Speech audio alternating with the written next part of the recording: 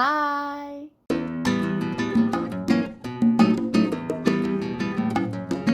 So in today's video, I'm going to go over how I prepare or get ready for a shoot. And this is mainly focused on lifestyle shoots. So that usually for me includes couples, engagements, and family shoots. If we're doing a shoot in my studio versus outdoors, what I do to prepare, and also I'm going to go over what's in my bag. So I have my full kit, which is what I bring to all my weddings, and I have a smaller pack, which is what I usually pack for lifestyle shoots. So I'm gonna walk you through all of that. Let's get right to it. So I usually ask the client a couple of questions unless they have already told me a bit about what they're looking for. I wanna know what kind of feel they want. So do they want an outdoor shoot or studio shoot? If they want a studio shoot, that's easy. I just ask them, would you like a backdrop? Would you like the natural setting of my studio? Or do you want a mix of both? And then I ask them about lighting. Did you want natural light, some artificial lighting, a bit more moody lighting, what have you?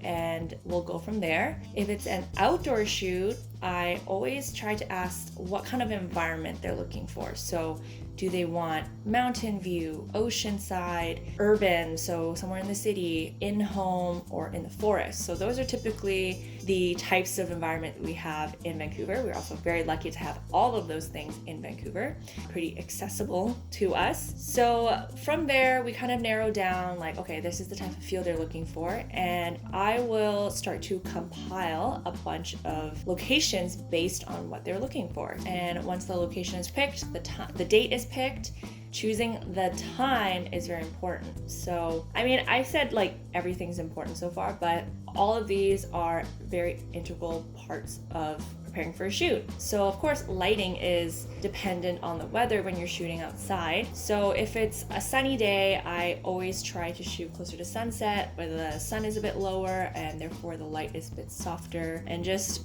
you know, it's golden hour. Why would you not want to shoot then if you have the choice? So the app that I use is Google Earth Pro Desktop, and it's completely free. You just download it onto your computer, and I'll walk you through a little bit on how I find out where the light's going to be at the exact location. So for example, I did a shoot recently at Caulfield Park in West Vancouver, and you know, the sun doesn't actually set on that side, but I still want the sun to kind of be like peeking through the trees or kind of just before it dips down behind the mountain. So I'll open up Google Earth Pro Desktop, and then I'll put in the search bar on the left here my location that I want to look for. You can put in any location in the world and it will take you there. So I will press search, and then it will do this really cool zoom thing, just like you see on the airplanes. Remember airplanes, where they'd show you like where you are in the world and like how long the flight is and all that. So you can get that experience here. So anyway, I will zoom in and look for the spot or around the area that I want to shoot at. And then once I find it, I will use the little person, drag them into the spot, and then it'll take me to a ground level view. And then from there, I will go to the top, click the sun. I like to use the slider here to check where the sun's going to be at what time, obviously. So, you know, you can Google sunset time and everything, but every spot's going to be different, and you know, there could be mountains and the sun might dip at a different time. So I always like to do this just to make sure that I know exactly what time to tell clients and what time is the best light to shoot at. And it has created some pretty amazing photos, if I do say so myself, like this one, this one, and this one. Okay, so let's say we're a week or two out from the shoot. I like to send a questionnaire to my clients to get a bit more information, just so I can get to know them a little bit more and know how to approach the shoot. So, you know, seeing what kind of vibe they're looking for, if they want some more natural, candid shots, or if they want something, a mix of both, a bit more post or natural. Though my style is very much, you know, natural and all that, you know, sometimes people like some editorial or like artsier shots, and I'm always down for that as well. And then also just kind of getting their comfort level. Have they taken photos before? professionally before? Are they nervous? And just finding out a bit more about their story always helps me to be able to connect with them better and therefore make them more comfortable during the shoot, which always equals to better photos. And in terms of how I send my questionnaire to my clients is through my website. So I'm able to create a form on my website and send that to my clients. This brings us to our sponsor today, Zyro. So I like to have all the information or any links that I need to send to clients as part of my website, so that it helps drive more traffic to my site, therefore more engagement, and hopefully brings in more clients. And it also streamlines the whole process. Everything's there in one place and it looks beautiful, professional, and it's completely in line with my branding. I'm able to customize anything that I like, whether it's text, adding an image, adjusting that image, or just the placement of where any of my content goes. It's extremely easy to use and very customizable. A few other amazing things that they offer is that their plans are quite affordable, and any website built with Zyro has fast loading speeds, and I personally think the most important thing is that they have 24/7 live chat support, so there's always someone there for you when you need a helping hand. I'm pretty needy, so this feature sells it for me. If you're interested in trying Zyro out, you can use my discount code AileenChoi for 10% off your yearly plan, or you can just go directly to my page, which I will link in the description below. Now fast forward to the day before the shoot. I'm getting ready, gearing up, literally, so I will show you how I pack my bag and also what's in my full kit and what I choose to bring and why. Here is my full kit. It's a think tank like airport roller bag. Highly recommend this if you're a wedding photographer because you don't have to carry all your weight on your back. We're going to change angles here. Front pocket here is where I usually have my Hello London dual camera harness. I also usually put like snacks and whatever in this bag, but I'll get into this hopefully in a future video. If you guys want to see how I get ready for a wedding, let me know in the comments. The process is much more extensive, so I can get into more of that if you're interested. But yeah, let me know in the comments. I will repeat this again later, just to remind you, so don't worry. Okay, now on to more exciting stuff. I'm gonna open up my kit. This just has like lens wiping cloths, some lens wiping solution, an air blower. Okay, and then in this pocket, I have these Polaroid macro lens filters, and then I have these super handy dandy camera and lens covers. They're literally just plastic bags with a drawstring in the front, so this just kind of like tightens around the front of the lens.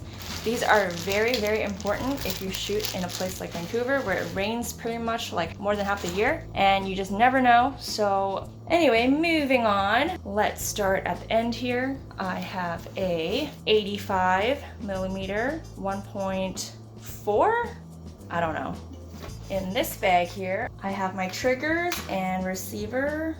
And then here we have a 24mm lens. So I have a bunch of rechargeable batteries. These are from IKEA, highly recommend these.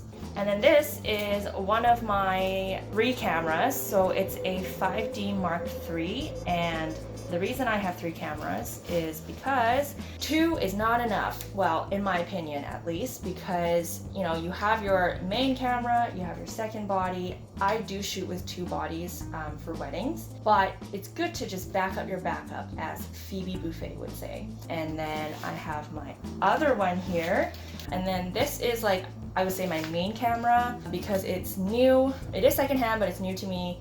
It's a 5D Mark IV. Anyway, so the lens that I have on this is my 50mm 1.2. So this is, I'll list all of my camera gear in the description.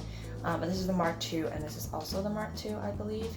So these two are pretty much glued to my cameras on a wedding day, and then for like couple sessions, engagement sessions, family sessions. A 35 actually is more of what I use than the 50. Okay, and then lastly, we'll go to this section. This little pouch in here has all my CF cards. All 3 of my cameras are dual slots, so they have a slot for CF cards and SD cards, and I always have both in there. And then in here is my SD cards. I only have like one left in here that's not used. And then here is one of my Speedlites. This is pretty old. It's like a 430 EX2, I think. But again, it still does the job, so you know, why bother upgrading if you don't totally need it. And then this one is my, I guess, a better version flash. So it's my 600 EX2 RT Speedlite. I mean, you guys can read, right? Okay, so that's my kit. I will show you how I pack my smaller bag for lifestyle shoots. So I usually bring this backpack. It's a Kattee brand. It looks like Herschel, but it's not. Got it from Amazon. I will link it also in the description below. I really like this bag because it's kind of like a disguised camera bag. So like, it just looks like a regular backpack here, and then it actually unzips in the middle and has like a little padded carrier section for your camera. So I just usually have my camera with a lens on it, and then I throw it in here like that, and then I have an extra lens in there. So that's what I usually bring. For lifestyle shoots, I usually bring a 50 and a 35. So I'm gonna pack my 35 in the bag, in the slot there. And then actually the top of the bag here has 2 slots for batteries. Okay, so the top part here is just like a regular section in a backpack, and I just put some of my personal belongings like chapstick and a wallet, keys, phone, maybe a snack or two, and then my extra camera body. So even though I'm using just one camera body to shoot, I learned to bring a second camera body. Memory cards, so my CF cards and my SD cards. That's pretty much all I pack in a lifestyle shoot. But yeah, let me know in the comments below if you're interested in me doing a second version of this video, getting ready for a wedding with me. And there's actually so many more components that go into that, and I could go more in depth into there if you're interested. But yeah, that's pretty much what I pack for shoots. I'm ready to go with this. Always bring a water bottle because you're probably gonna be talking a lot, and also you're gonna be exerting a lot of energy. That's it from me today. Thank you so much for watching. If you liked this video, make sure you hit the subscribe button, give it a thumbs up, and leave me a comment. Thank you again to Zyro for sponsoring this video. If you'd like to find out more information about them, check out the description below, and I will see you in the next one. Bye!